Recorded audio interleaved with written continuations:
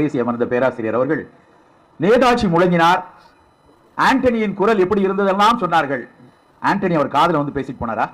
இல்ல நேதாஜி வந்து பக்கத்துல வந்து உட்கார்ந்து பேராசிரியர் பேசினாங்களா? இல்ல. இதையெல்லாம் எங்கிருந்து கற்றார் அவர்? எந்த எழுத்திலிருந்து அவர் கற்றார்? இந்த அத்தனை பேச்சுக்கும் வித்தே எழுத்துதான். எழுத்தை படிக்காமல் இப்படி ஒரு உரை ஆட்ட முடியாது.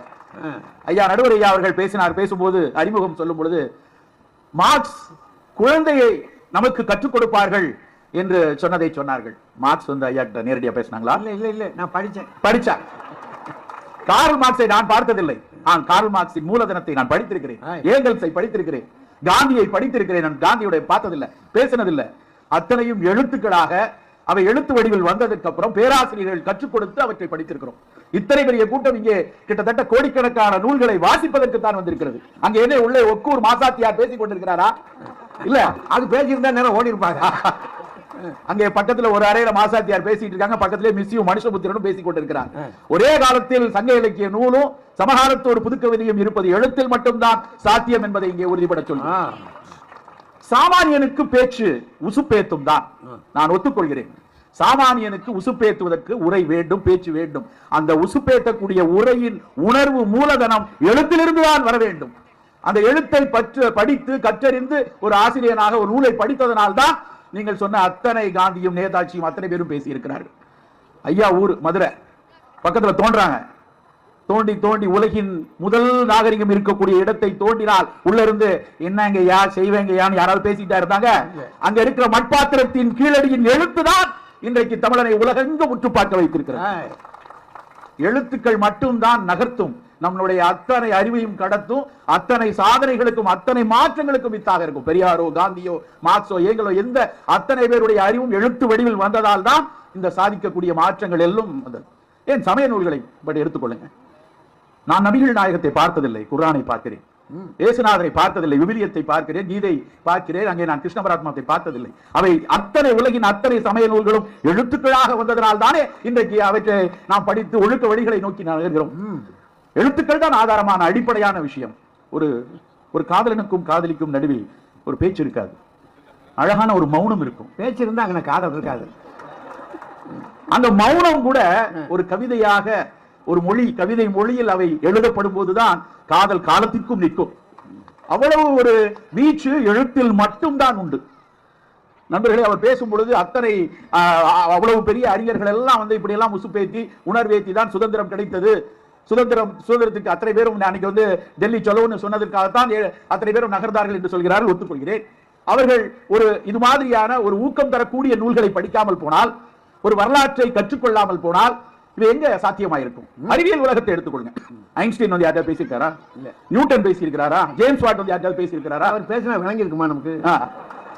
அந்த ஐன்ஸ்டீனும் சரி, ஜேம்ஸ் வாட்டும் சரி, நியூட்டனும் சரி, அவருடைய அறிவியல் எழுத்துக்கள் தான் இன்றைக்கு வந்து அத்தனை அறிவியல் தளத்திலும் நம்மை அடுத்தடுத்த தளத்திற்கு உலகின் அத்தனை சமூகம் நகர்வதற்கு அறிவியலுக்கும் எழுத்துதான் ஆதாரமாக இருக்கிறது. எனக்கே ஒரு அனுபவம் இருக்கு.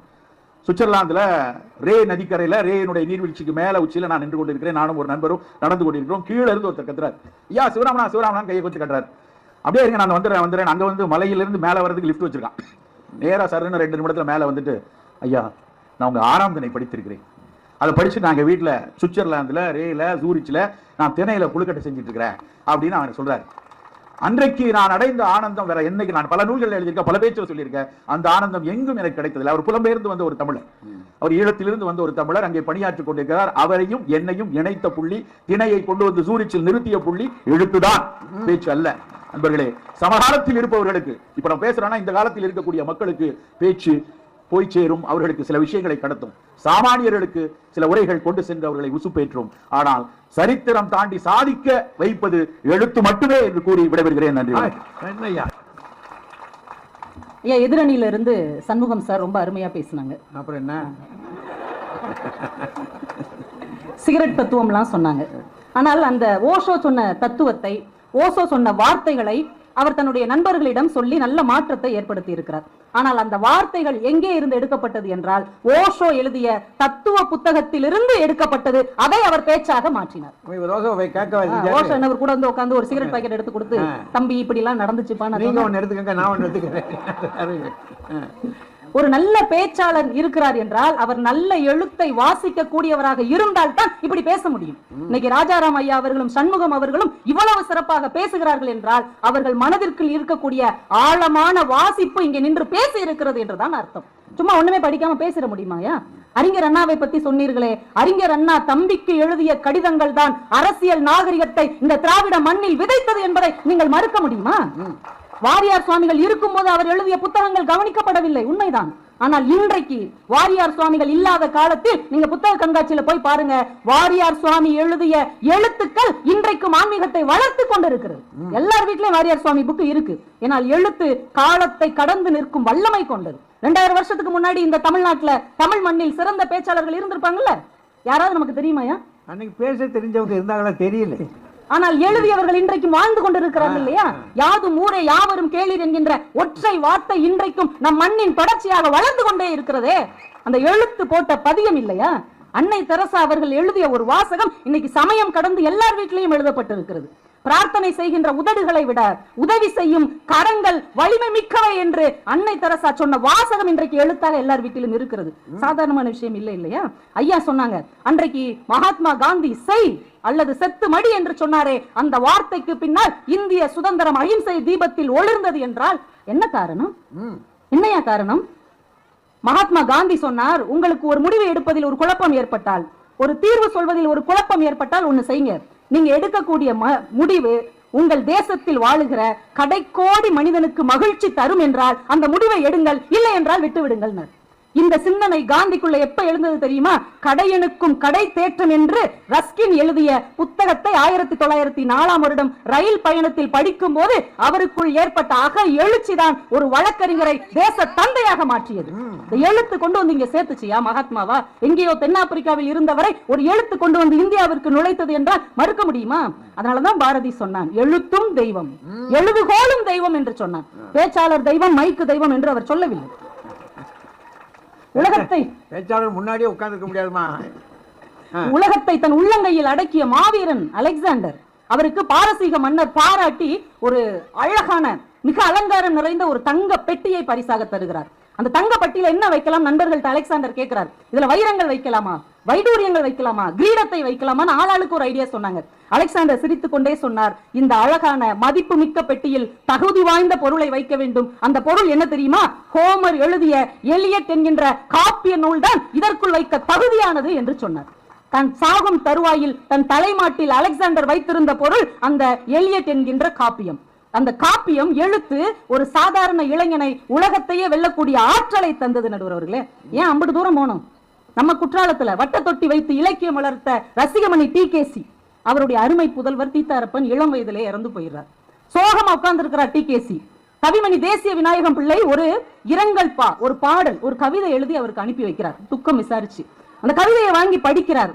எப்பாரும் போற்றும் இசை தமிழ் செல்வா, என் அப்பா அழகிய செல்லையா, நான் இப்பாரில் சிந்தை குளிர சிரித்தொளிரும் உன் முகத்தை எந்த நாள் காண்பேன் இனி என்று அவருடைய மகனுக்காக இவர் இரங்கற்பா எழுதுகிறார். மகனை இழந்து சோகத்தில் இருக்கும் டிகேசி அந்த கவிதையை படிக்கிறார். அந்த இரங்கற்பாவை வாசிக்கிறார். வாசித்து முடித்து விட்டு என்ன சொன்னார் தெரியுமா நண்பர்களே? இப்படி ஒரு பாடல், இப்படி ஒரு கவிதை என் தமிழ் மொழிக்கு கிடைக்கும் என்றால் இன்னொரு மகனையும் நான் இழக்க தயார் என்று சொன்னார். எழுத்தின் ஆற்றல், எழுத்து அப்படி ஒரு மன ஆற்றலை, மன ஆறுதலை, மன தேறுதலை தரும். ஆனால் பேச்சு அந்தந்த நிமிடத்தின் மழையை போன்றது. எழுத்து என்றைக்கும் நிலைத்து நிற்கும் கடலை போன்றது. அது என்னைக்கும் அலையடித்துக் கொண்டே நம்ம மனசுல நிற்கும். பேச்சு மழையில நனைஞ்ச உடனே போயிருவோம். ஆனால் கடல் நமக்குள்ளே ஏற்படுகிற அலை மாதிரி எழுத்து அப்படியே ஏற்படுத்திக்கிட்டே இருக்கும். சின்ன வரிதான், ஒன்னும் பெருசே கிடையாது. அமுத பாரதின்னு ஒரு கவிஞர் ஹைக்கு 3 வரியில தான் எழுதுவார். நீங்க அதை வாசிச்சு பாத்தீங்கன்னா உங்க மனநிலைக்கு ஏற்ற மாதிரி அந்த கவிதை அப்படியே மாறி போயிடும். ஒரு சின்ன கவிதை தான் எழுதியிருக்கிறார்.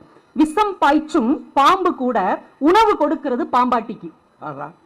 விஷம் பாய்ச்சும் பாம்பு கூட உணவு கொடுக்கிறது பாம்பாட்டிக்கு. இவ்வளவுதையா அந்த ஹைக்கு. ஆனா இது பாம்புக்கும் பாம்பாட்டிக்கும் உள்ள கவிதையா? இதை படிச்ச உடனே உங்களுக்குள்ள என்ன தோணுது? எங்க விஷம் கொடுக்கிற பாம்பு கூட ஒருத்தனுக்கு சோறு போடுதியா? சோறு போட்டு பாலூட்டி சீராட்டி வளர்த்த பிள்ளை விஷமாக நம்மை கட்டுகிறதே, முதியோர் இல்லத்துக்கு விரட்டுகிறதே என்கின்ற எண்ணத்தை நமக்குள்ள ஏற்படுத்துகிறதா இல்லையா? எழுத்தின் வன்மை, எழுத்தின் வலிமை, நீங்க படிக்கிறவர்களுக்குள்ளே ஏற்படுகிற வித்தியாசமான சிந்தனையை எழுத்து மட்டும்தான் தர முடியும். ஒரு வரி எழுத்து மாத்திரியா? ஒரு வரி நமக்குள்ள ஏற்படுத்துகிற பாதிப்பு ரொம்ப ஆச்சரியமா இருக்கும். என்னுடைய தோழி ஒருத்திங்கயா, ரொம்ப அன்பானவர். ஆனா அவளை சுத்தி இருக்கிறவங்க அவளை ஏதாவது சொல்லி காயப்படுத்திக்கிட்டே இருப்பாங்க. அவ ஸ்டேட்டஸ்ல ஒரே ஒரு வரி தாங்க வச்சா, அவளுடைய மன அழுத்தத்தை மன வேதனையை ஒரே வரியில எழுதினா, ஊசிகள் நிறைந்த உலகில் அன்பால் நிரம்பிய பலூன்கள் பாவம். ஊசிகள் நிறைந்த உலகில் அன்பால் நிரம்பிய பலூன்கள் பாவம். உடைஞ்சு போயிரும்ல, குத்தி போடுவாங்க. அன்பு நிறைந்த மனிதர்கள் அப்படி அன்பை சுமந்து கொண்டு பலூனா பறக்கிறாங்க. ஆனால் இந்த உலகம் ஊசியை வைத்துக் கொண்டு காயப்படுத்திக் கொண்டே இருக்கிறது என்பதை இப்படி ஒரு அழுத்தமாக எழுத்தை தவிர வேற யாரால சொல்ல முடியும்? கொரோனா வந்தப்ப ஒரு வரியில ஒரு இளைஞன் எழுதுனாங்க, ஒரே ஒரு வழியில நம்மளை பார்த்து ஒரு அறிவுரை, பஞ்ச பூதங்களை நீங்கள் அழித்தால் பஞ்சம் பூதமாக வந்து உங்களை அழிக்கும். எவ்வளவு அர்த்தம் நிறைந்த ஒற்றை வரிக்குள்ளே நம்மளை எவ்வளவு திரும்பி பார்க்க வச்சுட்டான், மிரட்டிட்டால. என்ன இவ்வளவு நாள் இயற்கையை போட்டு அழிச்சோம்ல, அது நம்மள சோழியை முடிக்க வந்துருச்சு. அதை எவ்வளவு அழகா ஒரு வார்த்தைக்குள்ள சொல்றான். எழுத்து ஏற்படுத்த மாற்றம். டைனமோ கண்டுபிடிச்ச மைக்கேல் ஃபாரடேங்கயா சின்ன பிள்ளையா இருக்கும்போது ரொம்ப வறுமைக்கு வாழ்க்கைப்பட்ட குடும்பம், சாப்பாட்டுக்கே வழி இல்ல. அவரை ஒரு புத்தக கடையில வேலைக்கு சேர்த்து விட்டாங்க, புத்தகம் பைண்டிங் பண்ற கடையில. அங்க உட்கார்ந்து அவர் எழுத்துக்களை ஒன்னொன்னா எழுத்தண்ணி படிக்கிறார். அப்படி படிக்கும் போது பைண்டிங் பண்றதுக்கு ஒரு புத்தகம் வருகிறது, ஐசன் வாட்ஸ் அப்படிங்கிறவர் எழுதின இம்ப்ரூவ்மெண்ட் ஆஃப் தி மைண்ட். அந்த புத்தகத்தை படிக்கிறார். அது வரைக்கும் வாழ்க்கை என்பது விதியால் தள்ளப்பட்டது என்று தன்னை நொந்து போனவர் அந்த புத்தகத்தை வாசிக்க வாசிக்க விதி என்பது உலகத்தில் இல்லை, மனித மனம் நினைத்தால் விதியை மாற்றி அமைக்க முடியும் என்கின்ற நம்பிக்கையை புத்தகம் அவருக்கு தந்தது. அவர் டைனமோவை கண்டுபிடித்தார். அறிவியல் உலகில் தன்னுடைய வரலாற்றை பதிவு செய்தார் என்றால் புத்தகம் மாமனிதர்களை உருவாக்கும், பேச்சு ரசிகர்களை மட்டுமே உருவாக்கும். மறந்து விடாது. 4 வருஷத்துக்கு முன்னாடி நடந்த ஒரு விஷயம். அமெரிக்கால வர்ஜீனியா அப்படின்னு ஒரு ஊர். அங்க வெள்ளக்கார இளைஞர்கள், சின்ன பசங்க, 13-14 வயசு பசங்க என்ன பண்ணிட்டாங்க, இந்த கருப்பின பிள்ளைகள் எல்லாம் படிப்பாங்கல்ல, அந்த பள்ளிக்கூடத்துல இரவு நேரத்துல போய் அவங்க மொழியை பத்தி அவங்க இனத்தை பத்தி தாறுமாறா எழுதி வச்சுட்டு ஓடியாந்தாங்க. கூப்பிட்டு ஊர் பெரியவங்க கண்டிச்சு பார்த்தாங்க, சொல்லி பார்த்தாங்க, கேட்கவே இல்லை. இந்த தொடர்ச்சியா செஞ்சாங்க. ஒரு நாள் என்ன பண்ணாங்க, இந்த 4-5 பசங்களையும் பிடிச்சிட்டு போய் கோர்ட்ல நிப்பாட்டிட்டாங்க. இந்த மாதிரி சின்ன பசங்களா இருந்தாலும் இவ்வளவு இனவெறியோட இருக்கிறாங்க, இவங்களுக்கு தண்டனை கொடுங்க அப்படின்னு. அப்ப நீதிபதியா இருந்தவங்க ஒரு பெண், அவங்க என்ன பண்ணாங்க, இவங்களுக்கு தண்டனை கொடுக்கவும் முடியாது, சின்ன பசங்க, சிறார் ஜெயில போட்டா இன்னும் மோசமானவன தான் வெளியில வருவான். அவங்களுக்கு ஒரு வித்தியாசமான தண்டனையை கொடுத்தாங்க. என்ன செஞ்சாங்க தெரியுமா, அந்த 5 பசங்களுக்கும் 12 நல்ல புத்தகங்களை கொடுத்து 1 வருஷம் டைம், ஒவ்வொரு மாசமும் ஒரு புத்தகத்தை படித்து ஆய்வு செய்து பக்கத்தில் இருக்கக்கூடிய காவல் நிலையத்தில் நீங்கள் அதை ஒப்புவிக்க வேண்டும் என்று அவர் ஆணையிட்டார். இதுதான் தீர்ப்பு. இப்ப 4 வருஷம் ஆயிடுச்சு. அந்த பசங்களால எந்த ஒரு பிரச்சனையும் வரவில்லை. ஒழுக்கம் மிக்கவர்களாக, கண்ணியம் நிறைந்தவர்களாக அவர்கள் மாறி இருக்கிறார்கள் என்றால் எழுத்து மன மாற்றத்தை, சமூக மாற்றத்தை இந்த உலகத்தில் விதைக்கக்கூடியது. ஐயா மீம்ஸ் சொல்றாங்களையா, மீம்ஸ்ங்கிறது ஒரு சின்ன படத்தை போட்டு ஒரு வரி எழுத்து, அது எவ்வளவு பெரிய ஆச்சரியத்தை நமக்குள்ள எழுப்புகிறது. நேத்து ஒண்ணு படிச்சேங்க, ஒரு முட்டையை உடைச்சுக்கிட்டு ஒரு கோழி குஞ்சு எட்டி பாக்குதியா, அந்த கோழி குஞ்சு சொல்றதா ஒரு வார்த்தை. இந்த கோழி குஞ்சு என்ன சொல்லுது, உள்ளேயே இருந்தா அவிச்சு சாப்பிடுறாங்க, வெளியில வந்தா அடிச்சு சாப்பிடுறாங்க. இப்ப நாம என்ன செய்யறது? ஒரு வரி தானங்க. நம்ம அசைவம் சாப்பிடுகிறவர்களுக்குள்ளே எவ்வளவு ஆசையா நம்ம ஆம்லெட் போட்டு சாப்பிடுறோம், எவ்வளவு ஆசையா சிக்கன் 65 சாப்பிடுறோம். ஆனால் அந்த வரியை பார்த்த உடனே ஒரு உயிரின் வாதை, அதோடைய வேதனை எப்படி இருக்கிறது, இதை போய் நம்ம எப்படியா சாப்பிடுறோம். மனசுக்குள்ள எவ்வளவு பெரிய மாற்றத்தை அது ஈஸியா ஏற்படுத்தி ஒரு அதிர்வை ஏற்படுத்துகிறது. அதுதான் எழுத்தின் ஆற்றல். அதனாலதான் சிவபெருமானே பிரளய காலத்தில் உலகமே அழிந்து போய் தனிமையில் இருக்கும் போது தனக்கு துணையாக மாணிக்க வாசகர் எழுதிய திருவாசகத்தை ஒரு ஜெராக்ஸ் எடுத்துட்டு உட்கார்ந்து இருக்கிறார்னு மனோன்மணியம் பேசுகிறது என்றால், எதிரே இருப்பவர்களை கவனப்படுத்தி பேசுவது பேச்சு, எதிர்கால தலைமுறையையும் மனதில் வைத்து எழுதப்படுவதுதான் எழுத்து. எழுத்து என்பதே இந்த மானுட குலம் எழுவதற்கு தான் என்று சொல்லி வாய்ப்புக்கு நன்றி கூறி விடைபெறுகிறேன். நன்றி, வணக்கம். ஆவேசம் கொண்டுட்டாரு, நிறுத்தி வைக்கலாமா? வாங்க ஐயா, வாங்க இங்கே வந்துடுறீங்களா? அதுவும் நல்லதுதான். காற்றுல எழுதுவது ஒலி. இவங்க ஏதோ எழுதியிருக்கிறாங்க, அவங்க பேரை வந்து இப்போ இது எழுத்தாளர்களுக்கெல்லாம் ஒரு பெரிய சந்தோஷம் உண்டு. இந்த அம்மா இப்போ கவிதா ஜவஹர் எழுத போகும்போது கரிசல் காரி அப்படியெல்லாம் பேர் வச்சா தான் வாசிப்பாங்களாம். நானும் என்னென்னமோ மாப்பசான்ல இருந்து மேக்சிம் கார்கி ஏதாவது எடுத்து சொல்லுவாங்கன்னு பார்த்தா கடைசியில் மீம்ஸ் எழுதுனவங்க பார்த்தாங்க. கோழி என்ன சொன்னது, முட்டை என்ன சொன்னது, இதாவது பரவாயில்ல. அவங்க நண்பர் ஒருத்தர் வாட்ஸ்அப்பில் ஸ்டேட்டஸ் வச்சாங்களாம், அந்த எழுத்தை மாபெரும் எழுத்துட்டாங்க. இருக்கிற எழுத்தாளர்கள்லாம் பாவமியா, இவ்வளவு கடையை போட்டு உட்கார்ந்துருக்கு, வாட்ஸ்அப் ஸ்டேட்டஸ் போட்டது, இதெல்லாம் எழுத்துன்னு சொல்றதுக்கு ஒரு ஆள் வந்திருக்குன்னா இதாவது பரவாயில்லைங்க. இத்தனை கேமரால எடுத்துக்கிட்டு இருக்க, பிரளய காலத்துல சிவபெருமான் திருவாசகத்தை ஜெராக்ஸ் எடுத்தாராம். நீங்களும் கேட்டுக்கிட்டு சும்மா இருக்கீங்க. அப்பவே ஜெராக்ஸ் கம்பெனி வந்துருச்சா? அதான் பாத்தீங்களா, பேச்சாளனுக்கு இருக்கிற ஒரு சிறப்பு என்ன தெரியுமா, பிரளய காலத்துல ஜெராக்ஸ் எடுத்தான்னு சொன்னாலும் கூட்டம் கேட்டு கை தட்டும். இதையே நீங்க எழுதி வச்சீங்கன்னு வைங்க, எடிட்டர் கூப்பிடாரு, எப்பயா ஜெராக்ஸ் எடுத்தா ப்ரூஃப் கரெக்ஷன்ல போடாத தூக்கு. எழுத்துக்கு எடிட்டிங் உண்டு. இல்லை இம்பட்டு நாள் வச்சிருந்தா அது போனா கசங்கி போகுமே. ஏன்னா அவங்க சொல்றது ஏதாவது நடைமுறைகள் இருக்கா? எழுத்துக்கு திருப்பி திருப்பி எழுதலாம், நீங்க எழுதுனதை எடிட் பண்ணலாம், காலம் கடந்து வெளியிடலாம். எத்தனையோ பேர் தங்களது சுயசரிதையை தங்கள் காலம் முடிந்த பிறகு வெளியிட வேண்டும் என்று சொல்லி இருக்கிறார்கள். நடந்ததா இல்லையா? ஆனா பேச்சாளர் அப்பவே பேசணும். இப்ப இவங்க 3 பேரையே கேட்கிறேங்க. அவர் சுவிட்சர்லாந்து, அவர் இங்க இருந்து யாரு தொந்தரவு வேணாம்னு சாலிடேக்கு சுவிட்சர்லாந்து போயிருக்கிறார். அங்க மலை உச்சியில போகும்போது ஒரு ஆள் கீழே கூப்பிட்டு, சார் 6ஆம் திணை, நல்ல வேளை அந்த இடத்துல திணை பொங்கல் வச்சு கொடுக்காம இருந்தா. நான் ஒரே ஒரு கேள்வி கேட்கிறேங்க, எப்படி இவரை தெரிந்தது அடையாளம் சொல்லுங்க பாப்போம். அவ்வளவு உயரத்துல பனியில எல்லாம் தலைக்குள்ள எல்லாம் அவர் போட்டிருந்திருப்பாரு, எப்படி தெரிந்தது? சன் தொலைக்காட்சியில கல்யாண மாலையில தொடர்ந்து பேசினதுனாலதான் இவர் தான். உங்க 3 பேர்த்தையுமே கேட்கிறேன், இவ்வளவு பெரிய கூட்டம் பாருங்க, தரையில உட்கார்ந்துருக்காங்க சார். இந்த இடத்துல நான் சொல்றது தப்புன்னு தயவுசெய்து மன்னிச்சுக்கங்க. இவ்வளவு புழுதி இந்த மாதிரி இருக்கிற இடத்துல இவ்வளவு மக்கள் வந்து தரையில உட்கார்ந்துருக்காங்கன்னா ஆளுக்கு ஒரு புத்தகத்தை கொடுத்துருங்க. அவ்வளவுதான். இதை கொடுத்த கழிச்சு விட பாக்குறீங்களா சாமி? நான் பேசணுமையா? ஒண்ணுமில்ல, ஆளுக்கு கையில ஒரு புத்தகத்தை கொடுத்து ஒரு மணி நேரம் படிங்க. காப்பி டீ எல்லாம் தர்றோம், முடிஞ்சா பஜ்ஜி தர்றோம். சொன்னாக்க கூட்டம் என்ன ஆகும்? இதோ ஐயா வர்றாரு, பெருமைக்குரிய பப்பாசியினுடைய சிறந்த பெண் எழுத்தாளர் விருது வாங்கிய பாரதி பாஸ்கர் வர்றாங்க, மற்றும் நம் உறவினர் எல்லாம் வர்றதுனால கூட்டம் எதையும் எதிர்பார்க்காம தரையில உட்கார்ந்து இருக்குன்னா, ஏன் மேடம் நீங்க 3 பேர் அல்லது நீங்க 2 பேர் அவங்களும் சேர்ந்து நீங்கள் பேச நினைத்ததை எல்லாம் பேப்பரில் எழுதி நம்ம கவிதா பப்ளிகேஷன்ஸ்ல கொடுத்து பிரிண்ட் பண்ணி இருக்கிறவங்களுக்கு ஆளுக்கு ஒரு காப்பி கொடுத்துட்டு உம்முன்னு இருக்கலாமே. எதற்கு எனக்கு பிறகு வந்து பேச வேண்டும்? இன்று நான் பேச நினைப்பதை எல்லாம் எழுதி தந்து விட்டேன். அதுதான் அடுத்த தலைமுறைக்கு. என்ன கதை விடுறீங்க? உங்களுக்கு வாய்ஸ் மாடுலேஷன் வேணும், குரல் ஏற்ற இறக்கம் வேண்டும், திடீரென்று கூட்டத்தை மகிழ்விக்க வேண்டும், பேச்சிலே என்டர்டைன்மெண்ட் வேல்யூ இருக்கிறது. அதனால் தான் இத்தனை கூட்டம் எங்கெங்கெல்லாம் உட்கார்ந்து இருக்கிறது. என்ன நினைச்சுக்கிட்டு இருக்கீங்க? பேச்சாளர்னா சாதாரண அவர் சொல்றாரு, காதலும் காதலியும் அமர்ந்திருக்கும் போது இடையில் மௌனம் வேணுமா? சுவிட்சர்லாந்து அப்படித்தான் காதல் பாய் போகுது. 2 பேரும் எவ்வளவு நேரம் சார் மௌனமா இருப்பாங்க? என்ன உக்ரைனும் ரஷ்யாவும் நடத்துற பேச்சுவார்த்தையாது? ஒரே ஒரு விஷயம் டாக்டர் சார், உங்களுக்கு தெரியாதது இல்ல, காதலனும் காதலியும் எதுக்காக தவம் நடப்பான்? ஒரு வார்த்தை பேசு, ஒரே ஒரு வார்த்தை, ஒண்ணுமே சொல்லலாம் சொல்லு. இதெல்லாம் காதலிச்சதுதான் தெரியும். அந்த காலத்துல ஒரு பாட்டே ஒட்டியாகும், ஒரு வார்த்தை சொல்லம்மா. இப்ப என்னவோ ஆயிடுச்சாது. அப்படின்னா உண்மை என்ன? இந்த காலத்துல பேச்சுக்கு இருக்கிற வேல்யூ, மரியாதை, இந்த காலத்துல இல்ல எல்லா காலத்திலையும். அறிஞர் அண்ணாவின் பேச்சு அந்த காலத்துல தியேட்டர்களை படம் ஓட்டுவதை நிறுத்திவிட்டு அவர் பேச்சை கேட்பதற்கு கட்டணம் கொடுத்து போனார்கள். டாக்டர் கலைஞர் அவர்கள் எழுதாததா? நெஞ்சுக்கு நீதியிலிருந்து அவர் எழுதாததா? ஆனால் மேடையில் வந்து என் உயிரினும் மேலான அன்பு உடன்பிறப்புகள் என்ற ஒரு வரிக்காக காத்திருந்தாங்க கூட்டம். அப்படின்னா பேச்சுக்கு எல்லாம் இருக்கு சார். அந்த குரல், அதனுடைய ஆகர்ஷணம், அது சக்தி எவ்வளவு பெருசு. அது சாதாரணமா சொன்னா முட்டையை பத்தி சொன்னா, அது எல்லாத்த விட பயங்கரம். நம்ம பேச்சு உலக இளவரசி டைனமோ கண்டுபிடித்தவர் என்ன செய்தார் தெரியுமா?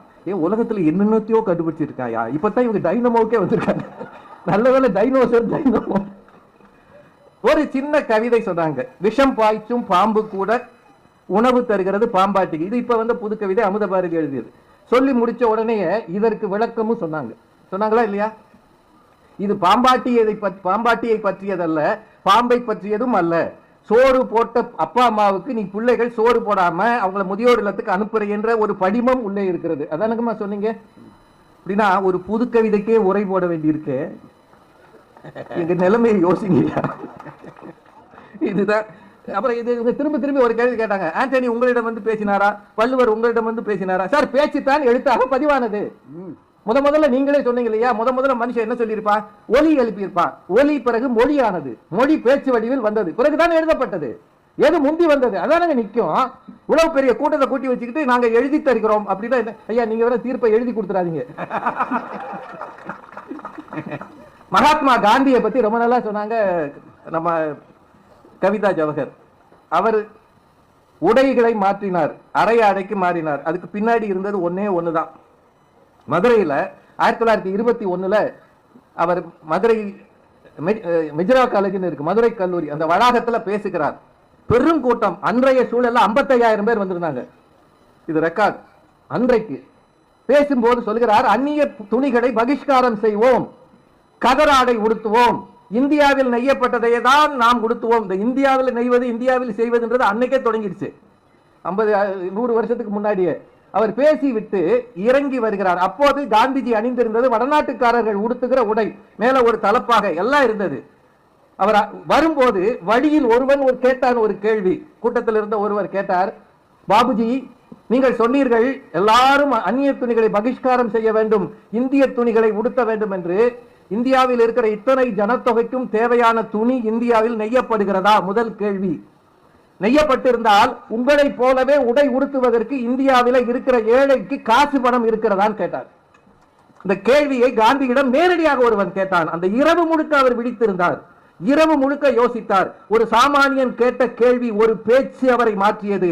அப்போது யோசித்தார், ஏழை உடுத்துவது போல் இனிமேல் நான் உடுத்துவேன் என்று அரையாடைக்கு மாறினார். ஒரு கேள்வியில் மாறியது. கடையனுக்கு கடைத்தட்டம் அவரை மாற்றியது, மறுக்கவில்லை. அப்படின்னா அந்த நூலின் பிரதிகளை அவர் அச்சடித்து எல்லாருக்கும் கொடுத்திருக்கலாமே. ஆமா, என்னமோ பேசுறீங்க, நாங்களும் கேட்கிறோம். 1-2 செய்திகள். பாரதியாரை பத்தி சொன்னாங்க.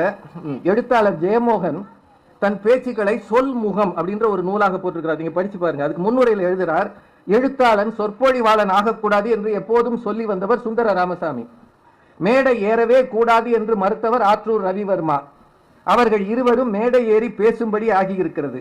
நானும் வேறு வழி இல்லாமல் தான் மேடை பேச்சாளனாக மாறினேன். இது ஜெயமோகன் சார் சொன்னது. தமிழ் சூழலில் எழுத்தாளன் எழுதுவதை மட்டும் செய்தால் தன் பணியை முழுமையாக செய்யாதவனாக மாறுகிறான். அப்படின்னா எழுத்தாளர்களே பேச வேண்டும் என்று ஆசைப்படும் போது, ஒரு 10-20 நாள் முன்னாடி ஒரு நூல் அறிமுகம் நடந்தது. தே ஒரு இலையின் வரலாறு. சிறில் அலெக்ஸ் என்பவர் மொழிபெயர்த்த ராய் மேக்ஸமுடைய சொன்னது. தமிழ் சூழலில் எழுத்தாளன் எழுதுவதை மட்டும் செய்தால் தன் பணியை முழுமையாக செய்யாதவனாக மாறுகிறான். அப்படின்னா எழுத்தாளர்களே பேச வேண்டும் என்று ஆசைப்படும் போது, ஒரு 10-20 நாள் முன்னாடி ஒரு நூல் அறிமுகம் நடந்தது. தே ஒரு இலையின் வரலாறு. சிறில் அலெக்ஸ் என்பவர் மொழிபெயர்த்த ராய் மேக்ஸமுடைய ஒரு நூல் அது. அந்த நூலை வெளியிட்டு பேசியவர் திருமதி பாரதி பாஸ்கர் அவர்கள், சிறந்த எழுத்தாளர், சிறந்த பேச்சாளர் கூட. நாங்க அப்படி சொன்னா ஒத்துக்க மாட்டாங்க. திரும்ப திரும்ப சொல்றாங்க, இயேசு சொன்னார். இயேசு ஒரு சிறு கூட்டத்தின் முன்னால் பேசிய பேச்சு நற்செய்தியானது. கிருஷ்ணர் தனி ஒருவனிடம் பேசியது கீதையானது. சுதந்திர போராட்ட காலத்துல இந்தியாவில் படித்தவர்களின் எண்ணிக்கை 10% கூட இல்லை. அந்த மக்கள் மத்தியில் சுதந்திர வேட்கையை உருவாக்கியது யார்? உங்கள் எழுத்துக்களா? சுப்பிரமணிய சிவா அவர்கள் பேசினால், சிவம் பேசினால் சவம் எழுந்து நிற்கும் சொன்னாங்க. சுப்பிரமணிய சிவாவும் வஉசியும் தூத்துக்குடி கடற்கரையில் விடுதலை வேட்கைக்காக பேசுகிறார்கள். கூட்டத்தில் இருந்து கேட்டவர் ஒரு முடிதிருத்தும் தொழிலாளி. அடுத்த நாள் ஒரு வக்கீலுக்கு முடிதிருத்த போகிறார். பாதி வேலை நடந்து கொண்டிருக்கும் போது அந்த வக்கீல் ஆங்கிலேயர்களுக்கு ஆதரவாக பேசுகிறார், சுதேசிக்காரர்களை கேவலமாக பேசுகிறார். அந்த மனிதர் பாதியில் முடிதிருத்துவதை நிறுத்திவிட்டு எழுந்து போய்விட்டார் என்பது வரலாறு. நீதியை சரி செய்வதற்கு தூத்துக்குடியில் எவரும் ஒத்துக்கொள்ளவில்லை. அந்த வக்கீல் திருநெல்வேலிக்கு போனார் என்பது நான் படித்த குறிப்பு, சினிமாவிலையும் வந்திருக்கு. அப்படின்னா படிக்காத மனிதனுக்குள்ளே சுதந்திர கனலை மூட்டியது யார்? எழுத்தாளர்கள் சொல்றீங்க. ஒண்ணு, இந்த காதலை பத்தி சொல்றாங்க சார். தொடர்ந்து ஒரு காதலி முகத்தை 5 நிமிஷம் பார்க்க முடியுமா சார்? கல்யாணம் கட்டுறது வரைக்கும் பார்க்கலாம். இல்ல அப்பவுமே பார்த்துக்கிட்டு இருந்து சைட்ல திரும்பி வா, அப்புறம் அந்த மாதிரி என்ன அங்க பாக்குறேன்னா படக்கு திரும்பிடுவான். தொடர்ந்து 5 நிமிஷம். ஆனா இவ்வளவு பெரிய கூட்டம் 1 மணி நேரம் ஒரு மேடையை பார்க்குது. என்னைய அந்த மேடையில நீங்க வச்சிருக்கீங்க? அதானே பாக்குற ஆளுக மாதிரியா இருக்கு. உங்கள்கிட்ட எல்லாத்தையும் கேட்கிறேன். ஆசிரியன் என்பவன் பேச தெரிந்தவன். வகுப்பறையில எல்லார் கையிலும் பாட நூல் இருக்கிறது, அது எழுத்து. அப்புறம் எதுக்காக வாத்தியார்? எதுக்காக ஆசிரியன்? இந்த எழுத்துத்தான் ஜெயிக்கும் என்றால் எல்லார் கையிலும் கொடுத்து விட்டு வீட்டிலேயே இருங்கடா, எப்படி போகிறான்னு விட்டுற வேண்டியதானே? அப்படிதான் சொல்றாங்க பயில. ஒரு பேச தெரிந்த ஆசிரியனால் தான் அந்த எழுத்தில் மறைந்திருக்கிற மறைபொருளை கொண்டு வர முடியும். ஜெய கிருஷ்ணமூர்த்தி பேசினாரு, எத்தனை பெரிய ஞானிகள் இந்த மண்ணில் பேசி இருக்கிறார்கள். பேசும்போது தானே கீழே இருக்கவனுக்கு ஞான வெளிச்சம் வருகிறது. எழுத்து எல்லா இடங்களிலும் இருக்கிறது. அதன் மறைபொருளை சொல்லுவதற்கு ஒரு பேச்சாளர் தேவைப்படுகிறது. 1907 பாரதியார் பத்தி சொன்னீங்களே, இதே சென்னை திருவல்லிக்கேணி கடற்கரையில 1907 விபின் சந்திரபாலர் வந்து பேசுகிறார். மகாகவி பாரதி விஜயவாடா வரை போய் விபின் சந்திரபாலரை அழைத்து கொண்டு வருகிறார். எதற்காக? கடற்கரையில் உட்கார்ந்து கவிதை எழுதுங்கள் என்பதற்காகவா? விபின் சந்திரபாலர் அன்றைக்கு வங்க மொழியில் பேசியிருப்பார் அல்லது ஆங்கிலத்தில் பேசியிருப்பார். தமிழில் அவர் பேசியிருக்க மாட்டார், ஆங்கிலத்தில் பேசியிருப்பார். அவர் பேசிய பிறகு அந்த கூட்டத்தில் எழுந்த அந்த சுதந்திர வேட்கையை பற்றி பாரதி எழுதுகிறார். சென்னை வாசிகளின் நிதானம் எல்லாம் விபின் சந்திரபாலரின் சன்னிதானத்தில் பறந்து போனதுன்னு இவர்கள் நிதான கட்சியாளர்கள். இவர்களின் நிதானம் எல்லாம் விபின் சந்திரபாலரின் சன்னிதானத்தில் பறந்து போனது என்றால் எத்தனை பெரிய பேச்சாக அது இருந்திருக்கும். எது மக்களின் கூட்டத்தின் உணர்வை மாற்றுகிறது, எது இந்த சமூகத்தை மாற்றத்தை கொண்டு வருகிறது, அதுதான் உண்மை. நிறைய உலக பேச்சு இருக்கு. நான் நேரம் நெருக்கடினால ஒரு விஷயம் சொல்றேன். ராமாயணம் நம்ம பாரதி மேடம் எல்லாருக்கும் நல்லா படிச்சிருப்பீங்க. இலங்கைக்கு சண்டைக்கு போகிறது வானரப்படை. ராவணன் இறுதி யுத்தத்தில் மூலபல சேனையை கொண்டு வந்து நிறுத்துறான். அதாவது பல இடங்கள்ல இருந்து தேர்ந்த சண்டைக்காரர்களை கொண்டு வந்து கடைசி ஆயுதமா வச்சிருக்கிறார் ராவணன். இதை பார்த்த உடனேயே வானர படைகள் அலறி ஓடுது. எது வரைக்கும் ஓடுது? இலங்கையிலிருந்து கிளம்பி இந்தியாவுக்குள்ளே வந்துருச்சு, பார்டரை கிராஸ் பண்ணிருச்சு. போனதுல கூட்டத்தில் போன ஆள்ல ஒரு ஆளு ஜாம்பவான், அவரை சேர்ந்து போயிட்டாரு. இப்போ ராமன் கூட இருக்கிறது ராமன், லக்ஷ்மணன், அனுமன், அப்புறம் அங்கதன், சுக்ரீவர், 5 பேர் தான் அங்க நிக்கிறாங்க. இப்போ ராமனுக்கு என்னடா இது, நம்ம பின்னாடி இருந்த படையே வானரப்படை, அதுவும் எல்லை தாண்டி அவன் கட்டின பால வழியே ஓடி இருக்கான். ஒன்னே ஒண்ணு அதை தகர்க்காம ஓடி இருக்கான். மனம் இருந்தா மறந்துக்கிறாங்க. அப்படி ஓடினவங்க போறப்ப சொல்லியிருக்காங்க ராம ஆண்டான ராவண ஆண்டான. நம்ம அப்ப சொல்லப்பட்டதான்னு அது சொல்றாங்க. எவன் ஆண்டா எனக்கு என்னையா, நான் உசுர காப்பாத்தணுமையா, அவங்கள பார்த்தாலே பயமா இருக்கு. அப்படி போகும்போது இந்த ஆண்டனி ஆரேஷன் சொன்னார்ல, இங்க இருந்து போறவன் ராமன் சொல்றாரு, ஸ்ரீராமன் சொல்றாரு, போய் அவங்கள கூட்டு வாங்கடா சொல்லி பயந்து வெறிண்டு ஓடிய படையை அழைத்து வருவதற்கு போனவன் அங்கதன். அவன் ஜாம்பவானை பார்த்து போன உடனே சொல்றான், எங்க எல்லாரையும் விட அறிவில் மிக்கவன் நீதான். முதல் வரி என்ன சொல்றான், நீ பெரிய அறிவாளி இல்ல, ஒருத்தர் பேசும்போது அப்படித்தான் பேசணும். போன உடனே உனக்கு அறிவு இருக்கான்னு கேட்கக்கூடாது. இல்லை சார், எங்களை விட பெரிய அறிவாளி நீங்க அப்படின்னு ஆரம்பிச்சு, இவ்வளவு அறிவு மிக்க நீ வந்திருக்கிற ராமன் திருமால் அவதாரம்னு எங்களுக்கு சொன்ன நீ, தர்மம் வெல்லும் பாவம் தோற்கும்னு சொன்ன நீ முட்டாள் மாதிரி ஓடி வரலாமான்னு கேட்டான். ஆரம்பத்துல அறிவாளி மாதிரின்னு சொல்லி அறிவில்லாம கிறுக்க மாதிரி பித்தன் மாதிரி ஓடி வரலாமான்னு கொஞ்ச நேரம் அங்கதன் பேசினான். ஜாம்பவான் மாறினா அத்தனை வானரப்படையும் திரும்பி வந்தது. வானரப்படையே ஒரு பேச்சை கேட்டு திரும்பி வந்தது என்றால் இந்த படம் வராதா? இது இந்த படைக்கு மட்டும் இல்ல, எல்லா படைகளுக்குமே பேச்சு என்பது உண்மையிலேயே சமூகத்தை மாற்றக்கூடியது. அதனால்தான் பேசியே ஆட்சிக்கு வந்தவர்கள் இந்த மண்ணிலே சாதனை படைத்திருக்கிறார். எழுத்து என்பது இதைவிட நிரந்தரமானதுன்னு சொல்லலாம், காலம் கடந்து நிற்கும், அதெல்லாம் எங்களுக்கு மாற்று கருத்தில்லை. சமூக மாற்றத்தை ஒரு மார்ட்டின் லூத்தர் ஜூனியருடைய பேச்சு, ஒரு வின்ஸ்டன் சர்ச்சிலுடைய பேச்சு, அப்ரஹாம் லிங்கனுடைய கெட்டிஸ்பர்க் பேச்சு, இது போன்ற பேச்சுகள் லட்சக்கணக்கானவர்களை மாற்றி இந்த உலக வரலாற்றையை திசை மாற்றியது என்றால் எழுத்துக்களுக்கு குறைவுன்னு நான் சொல்ல வரல.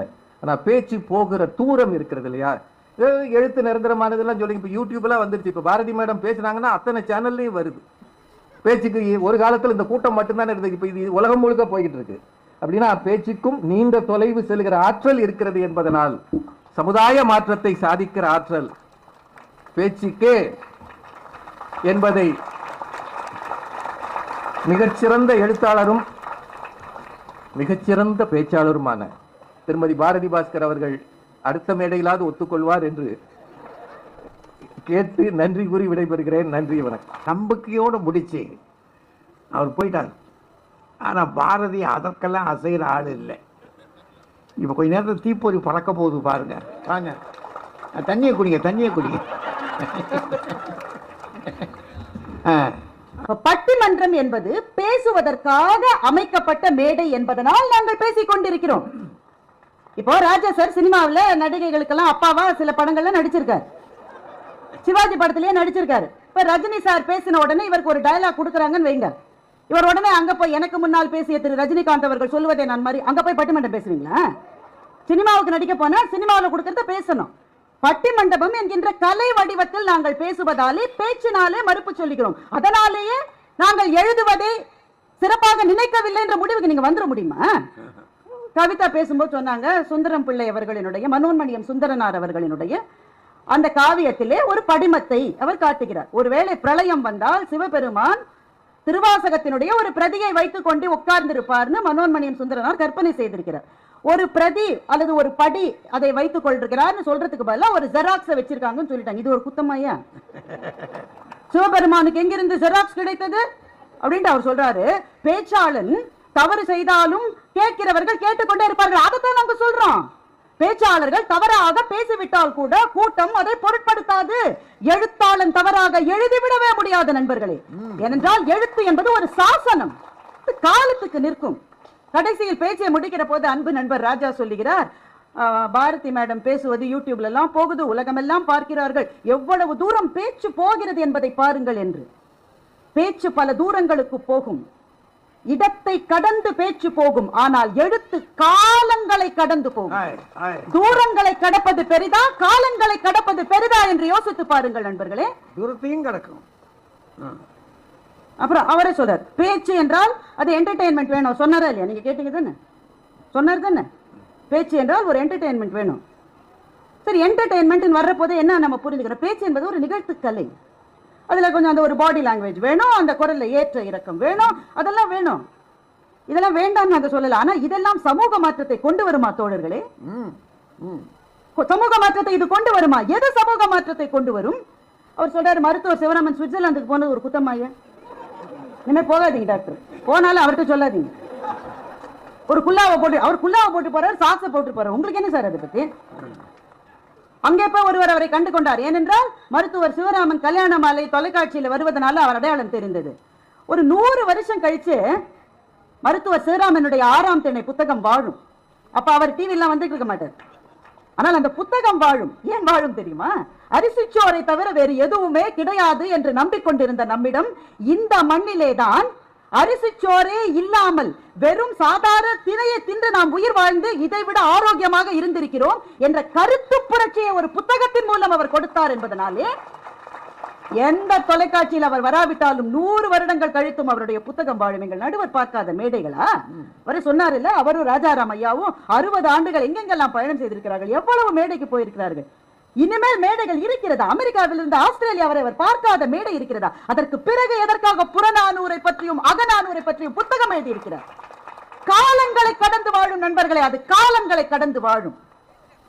நாங்க சொன்னாக்க ஜெயமோகன் கூட இப்ப சொல்லிவிட்டார், வேறு வழி இல்லாமல் நான் பேசுகிறேன் என்று. வேறு வழி இல்லாமல் ஜெயமோகன் சில மேடைகளில் பேசுவதாலே அவர் பேச்சாளர் ஆகிவிட மாட்டார்.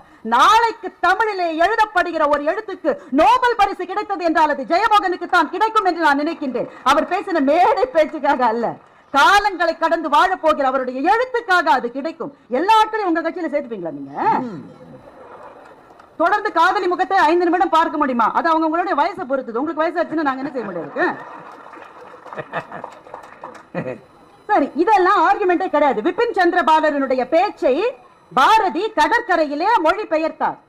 கூடியிருந்த கூட்டம் கை தட்டியது, பாராட்டியது. இப்ப இவ்வளவு பேர் இருக்கீங்க, நான் உங்க எல்லாத்தையும் கேட்டேன், விபின் சந்திரபாலர் அன்றைக்கு என்ன பேசினார்?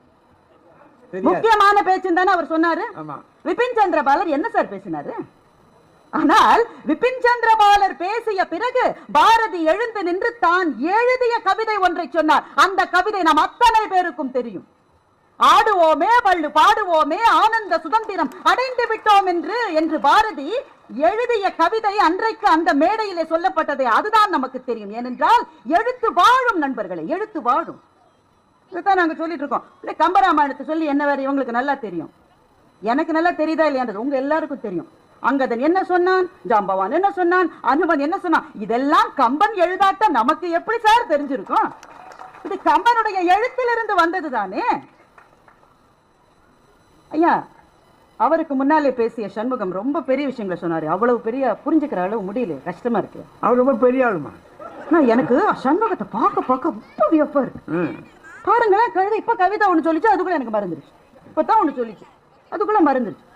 40 வருஷம் முன்னாடி ராஜாராம் சார் கிளாஸ்ல சொன்னது இன்னும் ஞாபகம் வச்சிருக்காரு இவரு.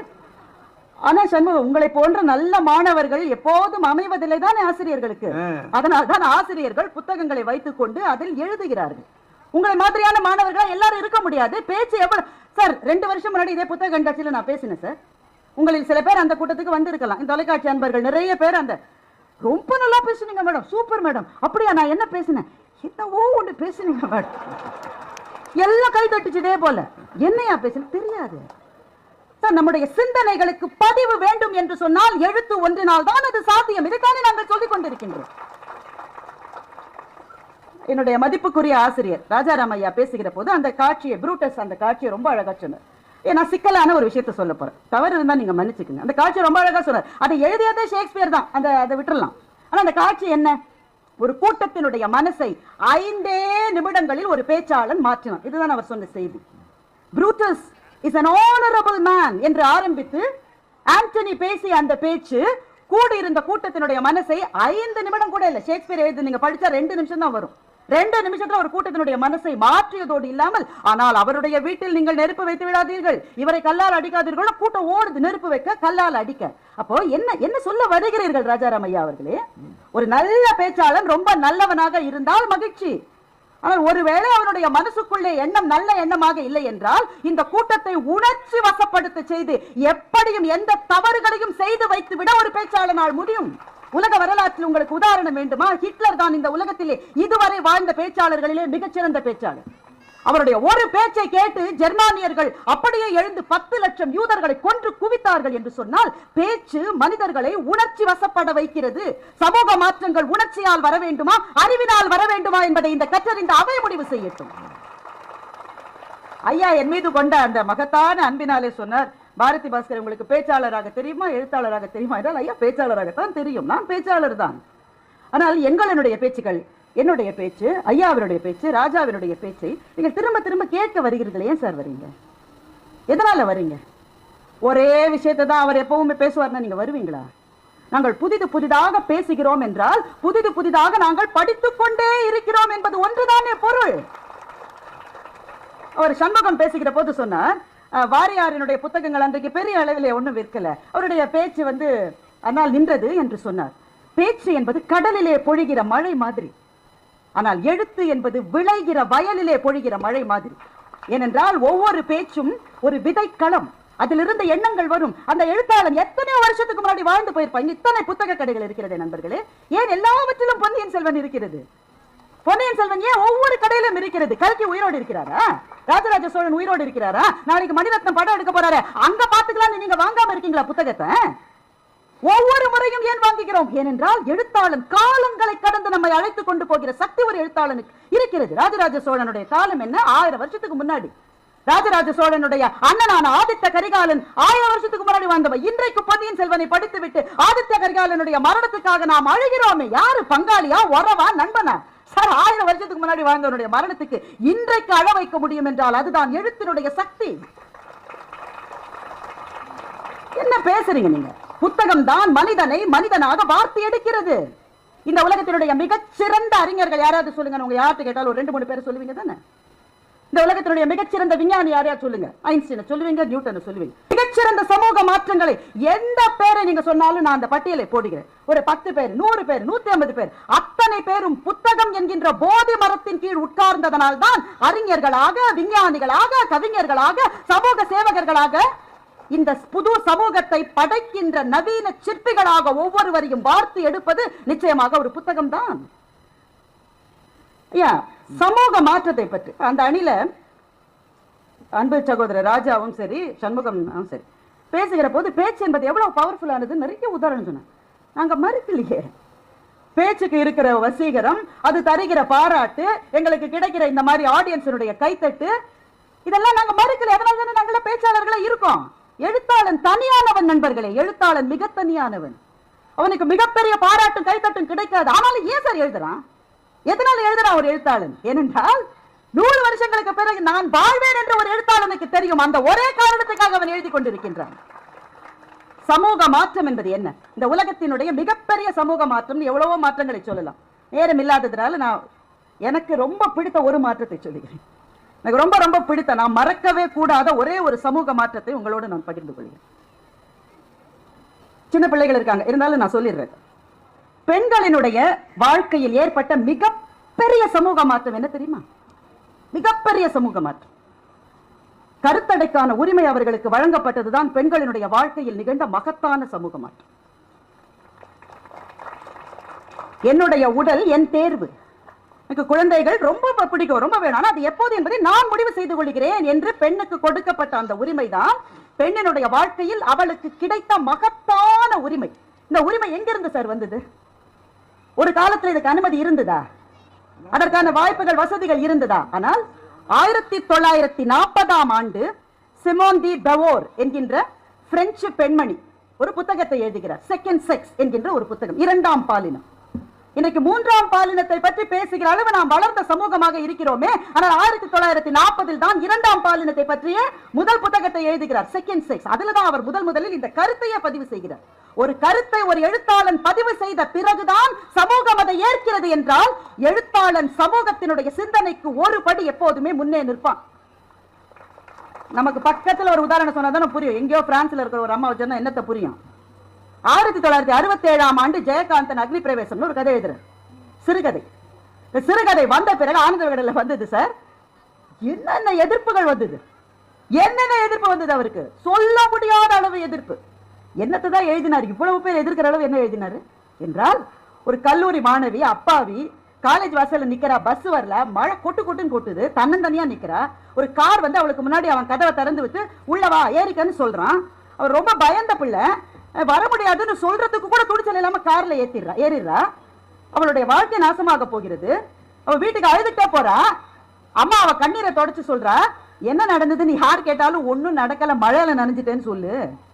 அவ தலையில தண்ணியை விட்டு கொட்டிட்டு சொல்றா, குழந்தை இது உன் தலையில கொட்டின தண்ணி இல்லை, இது நெருப்புன்னு நினைச்சுக்க, நீ இப்ப சுத்தமாயிட்ட. தெருவுல நடந்து போறோம், அசிங்கத்தை மிதிச்சிடுறோம், காலையா வெட்டுறோம், காலை கழுவிட்டு கோயிலுக்கு கூட போறதில்ல. அப்படித்தான் இனிமே படிப்பன் என்ன இத மறந்துருன்னு ஒரு தாய் சொல்லுவதாக ஜெயகாந்தன் 1967 எழுதினார். மொத்த தமிழ்நாடும் அவரை எதிர்த்தது. அத்தனை பேர் சொல்லி எப்படி இப்படி ஒன்றை எழுதீர்கள், பெண்களுக்கு ஒழுக்கக்கேட்டை உபதேசிக்கிறீர்கள். ஆனா இன்றைக்கு 2022 வாழுகிற நாம் யாராவது இந்த கதையை இது சரியில்லைன்னு சொல்லுவோமா? அப்ப காலங்களில் நாம் வளர்ந்து வந்திருக்கிறோம் என்றால் அந்த வளர்ச்சிக்கான விதை ஜெயகாந்தன் என்கின்ற எழுத்தாளன் இந்த மண்ணிலே போட்டது. எழுத்தாளன் எப்போதும் சமூகத்துக்கு ஒரு படி முன்னாலே நின்று சமூகத்தினுடைய சிந்தனைகளை மாற்றுவான் என்று சொன்னால், பெருமக்களே, தமிழ் மண்ணிலே பெண் விடுதலை என்கின்ற சிந்தனைகளை விதைகளாக தூவியதே மகாகவி பாரதி தான். பெண்களுக்கான 10 கட்டளைகள் என்று எழுதுகிறார், நீங்க படிக்கணும். தொழில் முனைவோராக இருக்க வேண்டும், விதவைகளாகிவிட்டால் விருப்பம் இருந்தால் மறுமணம் செய்து கொள்ளுங்கள், திருமணத்தில் ஆசை இல்லாவிட்டால் தனித்து வாழுங்கள் என்று பாரதி சொன்ன போது இந்த சமூகத்தில் இருந்த பெண்களே பாரதியை எதிர்த்தார்கள். நீங்க எதிர்த்தாலும் எனக்கு கவலை இல்ல, உங்களுக்கு எது நல்லதோ அதைத்தான் நான் சொல்லுவேன் என்கின்ற ஒரு எழுத்தாளனாக பாரதி இந்த மண்ணில் இருப்பதனால் தான் அவனை ஒரு தலைவன் என்று சொல்கிறோம். எழுத்தாளர்கள் தலைவர்கள், பேச்சாளர்கள் போற்றுதலுக்கும் பாராட்டுக்கும் உரியவர்கள். ஆனால் சமூகத்தை அடுத்த படியிலே ஏற்றுகிற சிந்தனை என்பது எழுத்தாளர்களிடம் இருக்கிறது என்பதனால் எழுத்துத்தான் என்ற நல்ல தீர்ப்பை மன்றம் வழங்க வேண்டும் என்று கேட்டு விடைபெறுகிறேன். நன்றி.